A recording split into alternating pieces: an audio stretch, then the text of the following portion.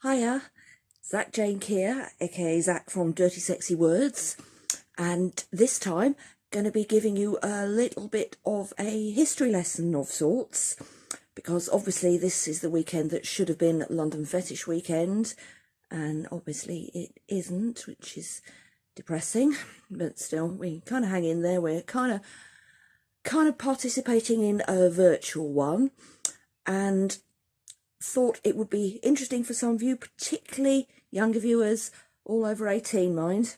No under 18s here, please. You young uns don't always know your history. So I thought, being an old lag, elder states pervert, one of my mates says, which is preferable to old lag or old bag. But yeah, London Fetish Weekend, going for a few years now, but it grew out of something else, which was also an autumn event that was generally closer to Halloween in the old days. I'm not sure if there was any specific significance in that. You know, too much time and beer has eroded some of my memories.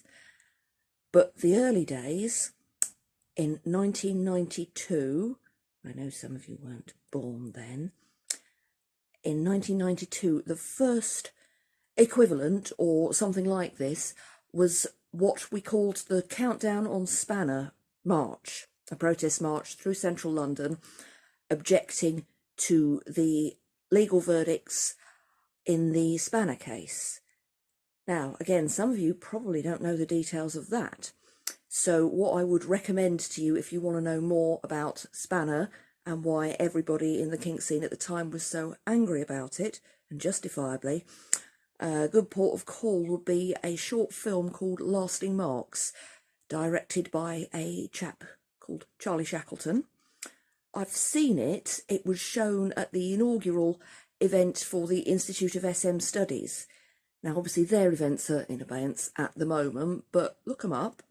They are dedicated to collecting, remembering and sharing histories of the early days of the kink scene. So ISMS, Institute of SM Studies, and the Shackleton film. You're going to see a picture of the cover image and the title.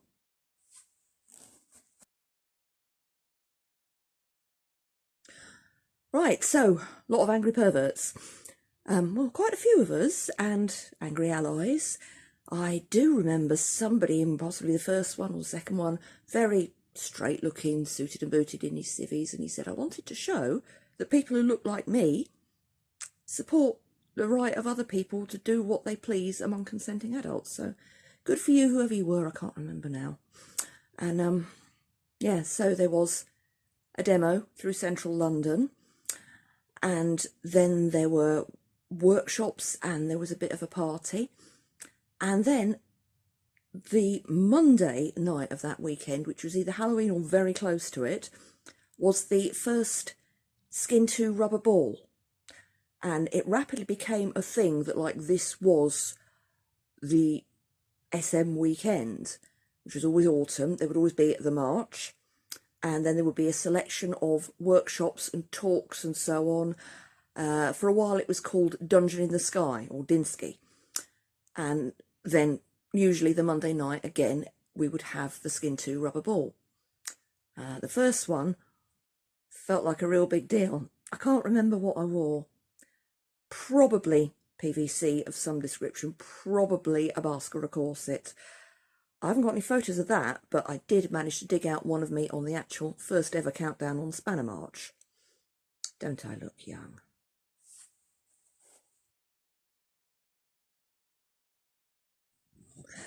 So we went on through into the 90s, and it was pretty much an annual event. There would be the march, there would be the ball, there would be workshops and talks.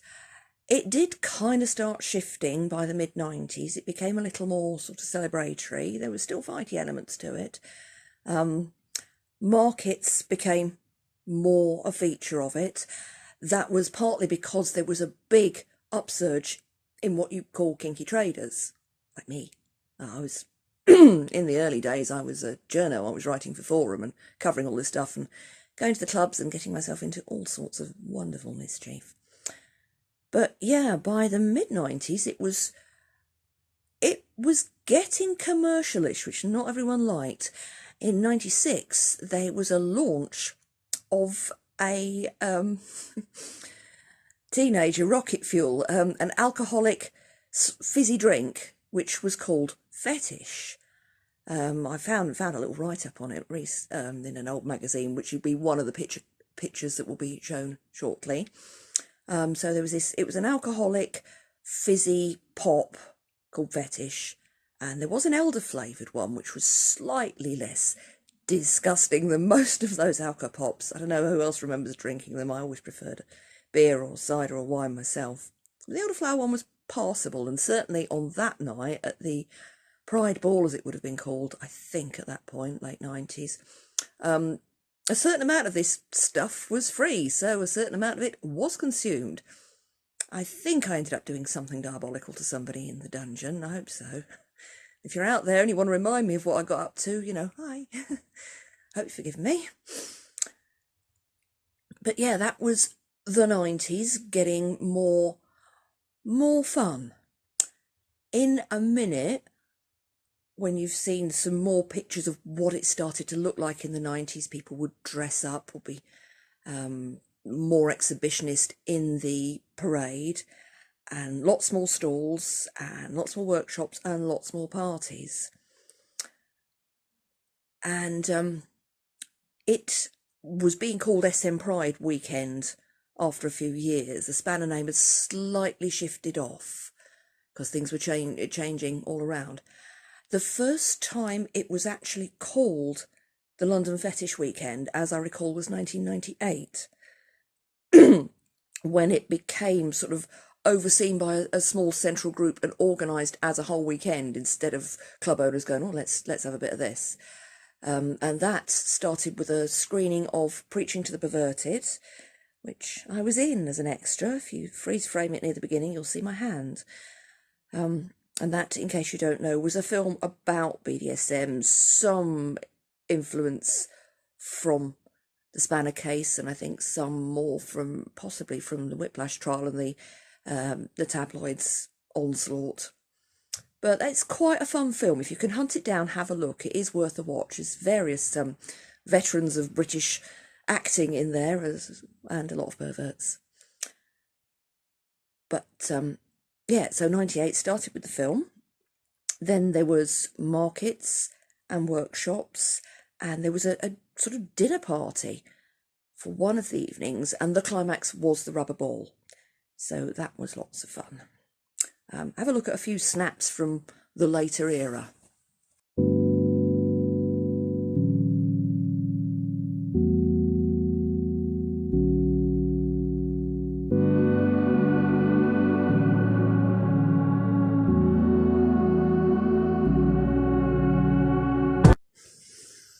Okay, I've got the reading glasses on now because I am going to read you a little something. This is not fiction. This is a report written by me for Forum magazine, which some of you might remember. I was kind of roving club reporter for the magazine at the time, and every year I would usually report on the rubber ball and the Spanner March, when it was called that, or London Fetish Weekend, or SM Pride, whatever it was called. This is from the year 2000, so autumn 2000. At that point, turn of the century, there was a lot of sort of exploding, expanding, much more involvement in the kink scene. There was some people say it was like the start of perverts on the internet. Certainly internet access was changing things in terms of more people being able to find that there was a world of kink out there and that they could join in, and it didn't necessarily have to cost them a fortune in rubberware either. Though if you wanted to buy lots of lovely rubberware, you could knock yourself out. There were, how many markets were there by then? There was, well, two in London. There was Whiplash and the London Fetish Fair. The Lamb came along a little bit later. The shenanigans among all the markets in London we won't go into.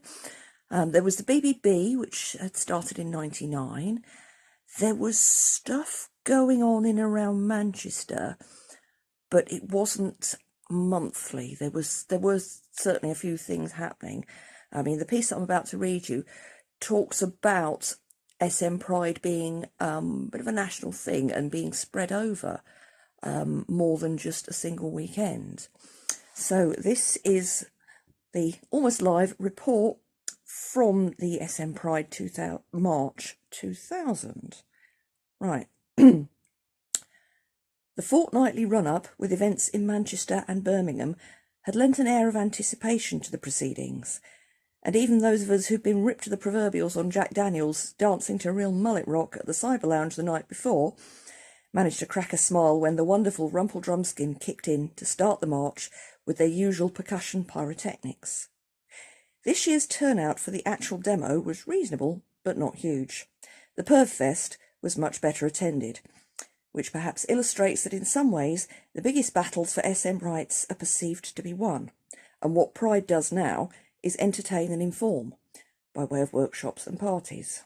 OK, on this subject, I'll refrain from asserting that Madame is always right, because I would be interested to hear other people's views. But anyway, despite the rain and no bar in Conway Hall, everyone enjoyed themselves, both that day and at the LFF and the second Pride Ball on Sunday night, and plenty of funds were raised for Pride to help the legal defence of those persecuted for consensual acts.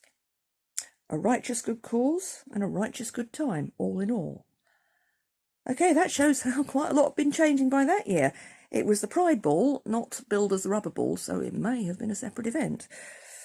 The LFF did run a market on, because the march was the Saturday, demo was the Saturday, followed by what we then called Perv Fest, which was Conway Hall talks, workshops, stalls. And yeah, and the Sunday night was the bigger event. There must have been a Saturday night party. Must have been. I would definitely be interested in hearing quite a bit more from anyone whose memories are less booze-addled than mine were, and who's, you know, perhaps you kept a diary, perhaps you got more photographs. I only have a few bits and pieces. Some people kindly let me use some others in the clips, and some of the stuff I just took photographs of magazines from the time. And I am allegedly working on a project about the history of the UK fetish scene over the past 30 years or so. So, you know, drop us a line if you've got something to contribute to that. Going to finish with another little montage, slideshow, some more clips of more recent London Fetish Weekends, which did become much more celebratory. Markets, balls, parties, all the good things. We will have these good things again. Underneath it, though, it's worth remembering that rights have to be defended. They may not be coming after us yet, but there may be a time when they do. So stick to your kinky pals, believe in your communities, support your local events and your local traders, take pride in your kink, have a good time, and we will all be together again one fine day.